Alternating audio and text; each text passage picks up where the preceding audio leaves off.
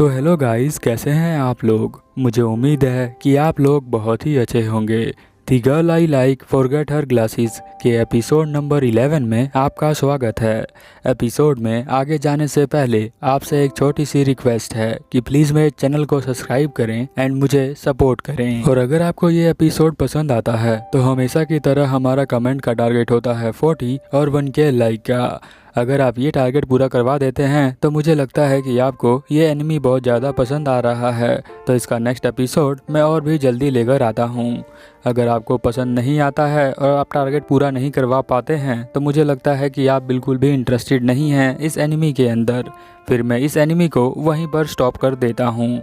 अब चलिए ज़्यादा देर ना करते हुए इस एपिसोड को हम लोग स्टार्ट करते हैं। एपिसोड के स्टार्टिंग में जो कोमुरा की मॉम होती है वो कोमुरा को बोलती है इयररिंग्स पहनने के लिए।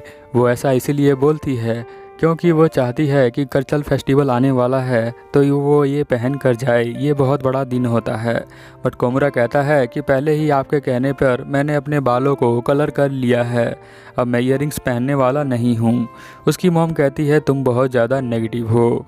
क्यों यहाँ पर नेगेटिव इसलिए वो अपने आप को बोलता है क्योंकि वो उसका मानना है कि जो बच्चे स्कूल के अंदर बहुत ज़्यादा स्मार्ट हैं जैसे सोम्या, वो अगर इयररिंग्स पहने तो वो बहुत अच्छी लगेगी। और साथ में वो आजुमा को भी बोलता है यही बात। यही सब सोचते हुए वो क्लास के अंदर जाता है और साथ में ये भी सोचता है कि मैं तो अपना चेहरा छुपा के चलता हूँ। फिर वो नीचे देखता है कि यहाँ पर जो हमारी एमआई है वो कुछ ढूंढ रही होती है। उसे देखकर वो बहुत ज़्यादा चौंक जाता है। तभी एमआई ऊपर देखती है और कहती है कि गुड मॉर्निंग कोमुरा-कुन। कोमुरा कहता है गुड मॉर्निंग, वैसे तुम क्या ढूंढ रही हो। तो बताती है कि कोई सामान है जो नीचे गिर गया है, उसी को मैं ढूंढ रही हूँ और वो बहुत ज़्यादा ही छोटा है। फिर वो दिखाती है कि चलो ये तो मिल गया है मुझे। अब यहाँ पर जो कोमुरा होता है उसे लगता है कि ये भी एक इयररिंग्स ही है जो वो पहनने वाली है थोड़े देर बाद। बट मैंने जो है कभी इसको देखा नहीं एमआई को इयररिंग्स पहनते हुए।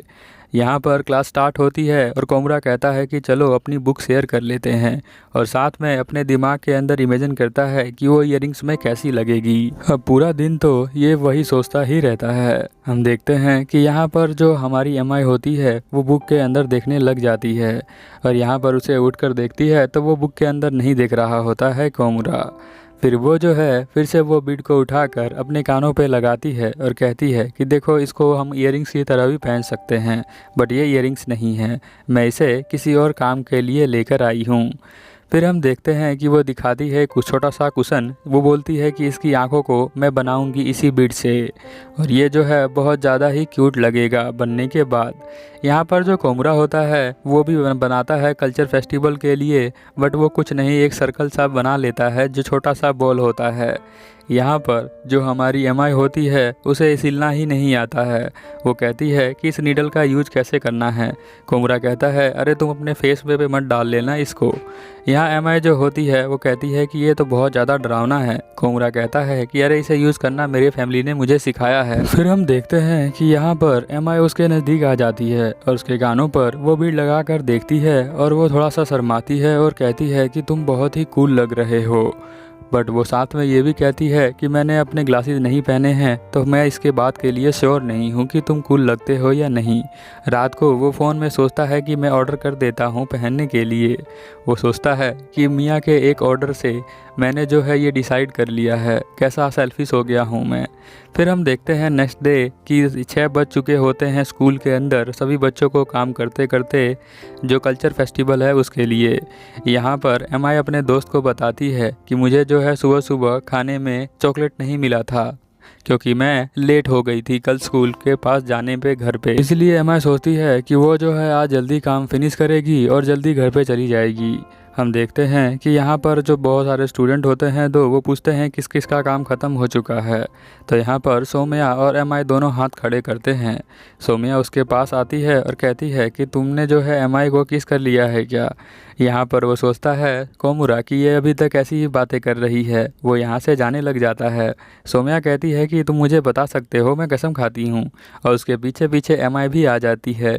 अब कोमुरा को लगता है कि कहीं एमआई ने ये सारी बातें नहीं सुन ली हो, नहीं तो बहुत बुरा हो सकता है। यहाँ पर वो कहती है कि मैं भी 7 बजे तक अभी रुकूंगी क्योंकि मेरा काम जो है पूरा नहीं हुआ है और कल्चर फेस्टिवल जो है कल आने वाला है। यहाँ पर जो कोमरा होता है उसे बताता है कि कैसे कैसे काम करना है और वो लोग जो है साथ में मिलकर काम करने लग जाते हैं। ऑलमोस्ट आधा घंटा हो चुका है बट यहाँ पर जो एमआई है उसका थर्ड स्टेज पर पहुँच गई है। टोटल 6th स्टेज तक पहुँचना है काम को पूरा करने के लिए। यहाँ वो जब पानी पीने आता है कोमुरा तो देखता है कि एमआई का फ़ोन होता है। एमआई के फ़ोन पर उसकी मॉम के 3 मिस कॉल और बहुत सारे मैसेज होते हैं।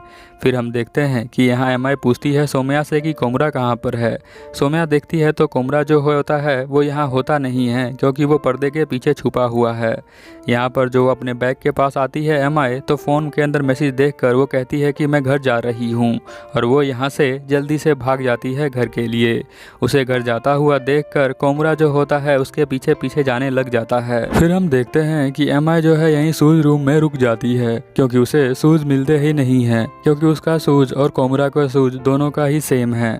तो वो उसे मिलता नहीं है तो कोमरा का शूज़ जो होता है उसे ही पहनकर वो यहाँ से चली जाती है और कोमरा यहाँ पर एमआई का शूज़ अपने हाथों में लेकर उसका पीछा करने लग जाता है। वो सोचता है मन के अंदर कि पता नहीं मैं इसे फॉलो क्यों कर रहा हूँ। फिर हम देखते हैं कि रास्ते में यहाँ पर एमआई जो होती है वो रुक कर रोने लग जाती है।